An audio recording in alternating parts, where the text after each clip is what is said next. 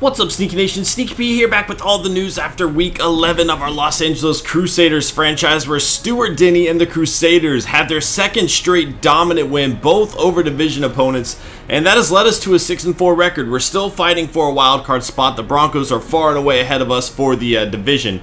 But, if we can keep this up, we could definitely have a wild card spot, and, that has to be our goal now. Stuart Denny looking like a veteran over the last two games. 7 touchdowns to 0 interceptions. He has definitely stepped his game up in the last 2 weeks, and hoping to continue that today or next week as we get ready to take on the Aaron Rodgers-led St. Louis Rams. Man, I am all over the place tonight, aren't I? There we go. Okay, you know what we might do? Instead of putting more into Denny here, actually what I can do is I can do one into Denny and one into Sherman. So actually that works out perfectly. Let's do that.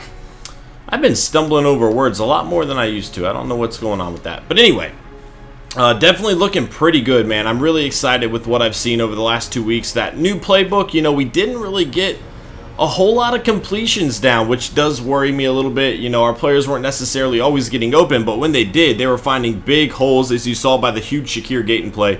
And that's another thing. We're going to have to check out on his injury, see what's going on there. The Rams will be hosting the Crusaders in a Thanksgiving game. Again, the Rams signed Aaron Rodgers, for those of you who forgot. I know a lot of people in the offseason were trying to talk me into signing him. Instead, we decided to go with Denny, and the Rams picked up Aaron Rodgers. They're only 6-4.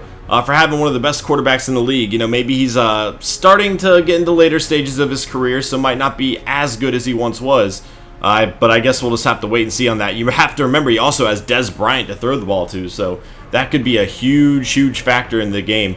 Let's go ahead and check out some draft stories here. LSU cornerback DeKeyston Coleman has made quarterbacks start to second-guess throwing in his way. He's had a pick in each of the last 4 games. Now that is somebody to keep an eye on. I definitely like playmakers. We haven't really been getting a whole lot of interceptions this year. And it'd be nice to be able to have another player that can get the ball, like a ball hawk type player. I was hoping Jimmy Mosley would be that, but he's really kind of struggled. The linebacker draft class welcomes its newest member, former right outside linebacker Mason Huerta. The linebacker class welcomes newest right... Wait, what? There's some kind of miscue. I'm thinking maybe he was a former defensive lineman or something like that. And I'm pretty sure we already saw this other one. I keep going over and then I see a new one. I'm like, wait a minute, did I miss it? Let's check it out here. One more.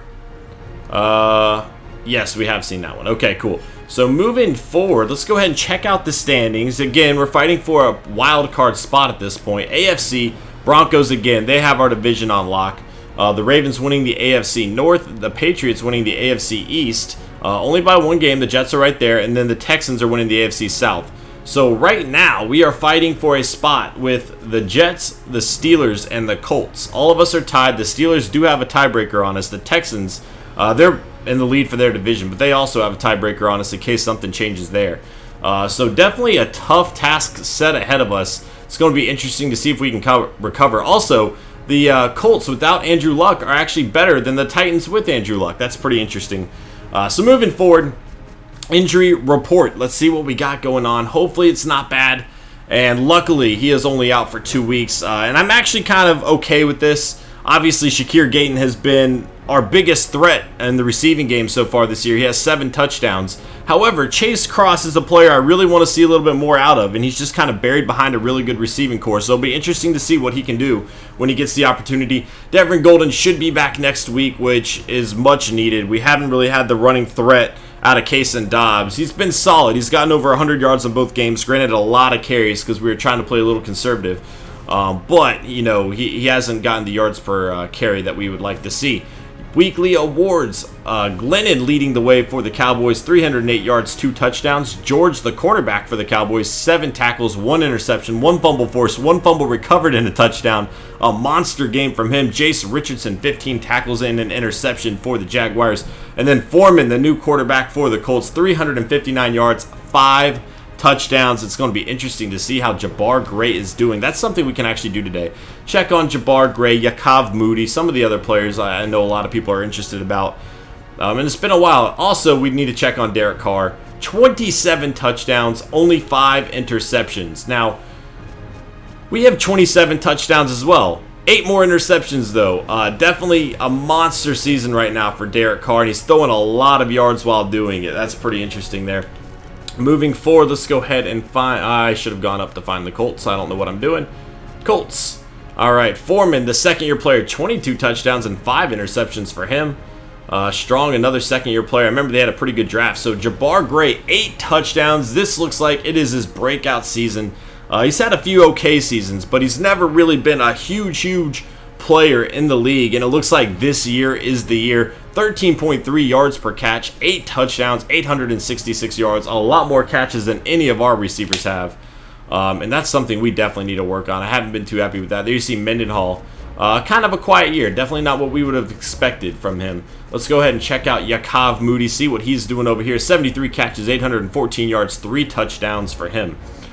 So, you know, not bad. But definitely could be better. He doesn't have Aaron Rodgers throwing him the ball anymore, which, again, you kind of would have thought you'd see a lot more out of him early on. Let's check out the MVP award. We're not going to go through everything else. We will look at MVP. And it's actually Derek Carr, #1 overall. The former Crusader / Raider is now leading the Eagles to a 7-2-1 record, but he is putting up, well, good enough stats to be considered the league MVP to this point this season, overtaking Chaz Jenkins, who got his first loss against Stuart Denny and the Crusaders, who is now #3 on the list. So a rookie working his way up. He is having a pretty good rookie season, if you ask me. Last thing, there was something else I wanted to do.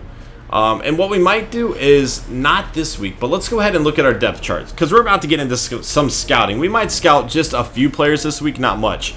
But if you look through the roster, we got a solid starter just about everywhere. So what we need to do is draft for depth at this point. Now, I think Reese is actually on his last year on his contract. Let's go ahead and check that out. We might be able to find this out here. Years remaining. So we can check out our free agents here.